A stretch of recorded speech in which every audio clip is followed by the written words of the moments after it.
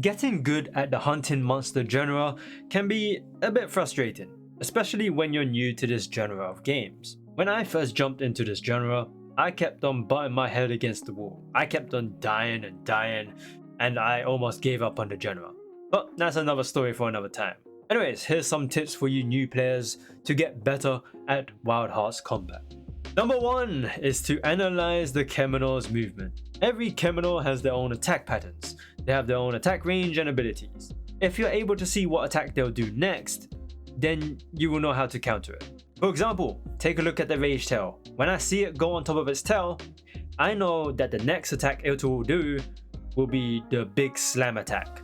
And I know it has a massive range, so I make sure that I'm a distance away from the attack. There's a few other ways to avoid the attack, which you'll see later in the video. Analyzing attack patterns not only helps with knowing when to avoid attacks, but it will help with knowing when is the best time to attack a Kemono. There will be times when the Kemono will have finished doing an attack, so that's when you can use that chance to deal some damage before the Kemono gets back up to do another attack. The other way of avoiding attacks is to dodge, obviously. I'm sure you know that dodging comes in 2 forms. You can either roll or slide away once you've, sheathed your weapon. But what you may or may not know is that whenever you perform a dodge, there is a small window where you're literally invincible. Or in proper gamer terms, you have iframes. If you roll or slide through a Kemono's attack, you will literally survive past any attack. However, there are exceptions to this rule. For example, you'll still get hit by a continuous attack, even if you try to dodge past it, like a Kemono constantly rolling. There is a way to dodge past that attack, and that's to make sure you've rolled outside of the continuous attack range. If you perform a roll and you position yourself still inside that continuous attack range, then you will take the hit. Another thing about rolling or sliding is that sliding gives you slightly more iframes than rolling. This means that sliding gives you more time to stay invincible when avoiding attacks. The only downside to sliding is that you have to put your weapon away so that you can slide.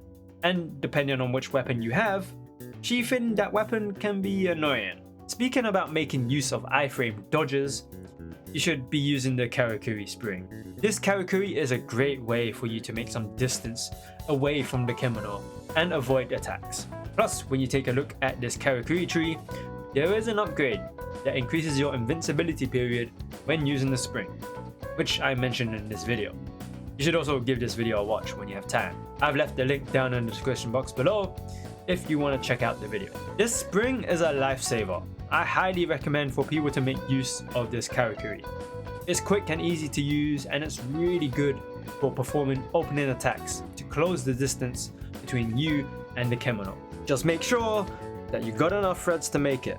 Even though it costs 2 threads to make, there was a time I used up all my threads and I had nothing left to make a single Karakuri. Those were some bad times. Now, since you should be using the spring, you should also be making use of the other Karakuri. From the basic crate to the fusion Karakuri like the Bulwark, make sure you're using the Karakuri as much as you can. For example, the tutorial always teaches you to use the crate with some attacks, but you can also stack 3 torches or maybe even 2 on top of each other to achieve the same effect, and you get the same buff obtained from the torches. So play around with the Karakuri and you might get something that will help you out. You can always make use of the training bear at Minato, and there are a lot of thread sources that you can use up here. Very good for testing out all the Karakuris that you can build on top of mixing them for other attack strings. On the flip side though, using all of these Karakuri will end up depleting your thread reserves. So instead of running around hoping there's a tree or a rock to extract thread from, how about just getting it from the monster? See the glowing bit from the Kemono? Jump on the Kemono like you would climb a surface and press L2 or LT and extract your threads. Doing it this way will give you an extreme amount of threads, and you get Kemono orbs as well, which is great for making those Karakuri upgrades. Doing this extraction activates your hunter arm, and there's some skills that you find on your armor or weapon that will get triggered by this effect. I always looked at the skills that said something about hunter arm and never understood what that meant, but now I know. These Kemonos can sometimes deal so much damage that you can literally die in one hit. Obviously, the way to survive these attacks is to either get better armor or eat food that can increase your health bar and give you buffs.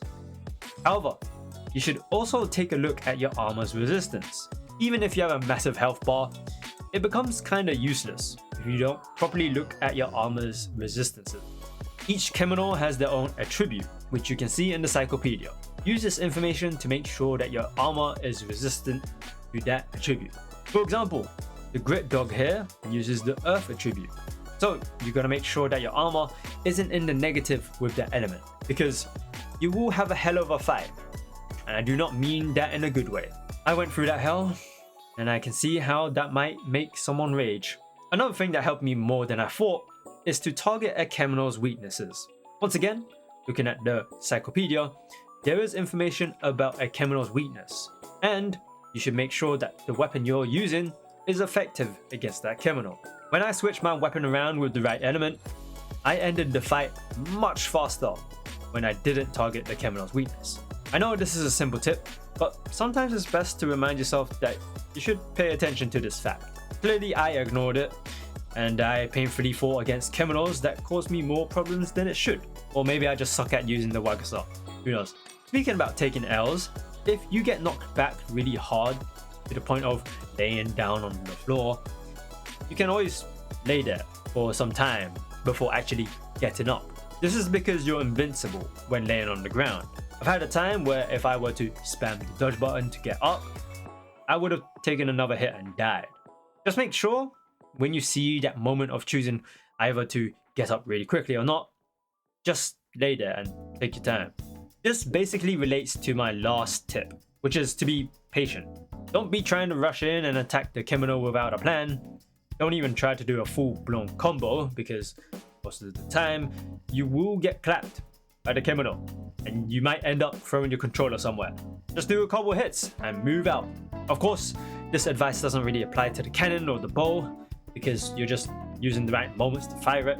But for the others, be careful with them. Also, this applies to evading attacks on time. What I like to do is take a step away from the Kemono, make sure there's good space for you to avoid the next possible attack, and react accordingly. I tend to do this once I've done enough damage. I just find a window to attack, put in a few hits, and get out the way, instead of mashing your attacks right up close to the Kemono, which is just asking yourself to get killed. Then again, it doesn't really matter once you've gotten better weapons and armor, and you're fighting against a lower version of that Kemono. But that's when you reach the end game. Well, that's all I have for combat tips. Hope you guys found the video useful. Be sure to give the video a like, subscribe to the channel if you haven't already, and I shall see you guys later.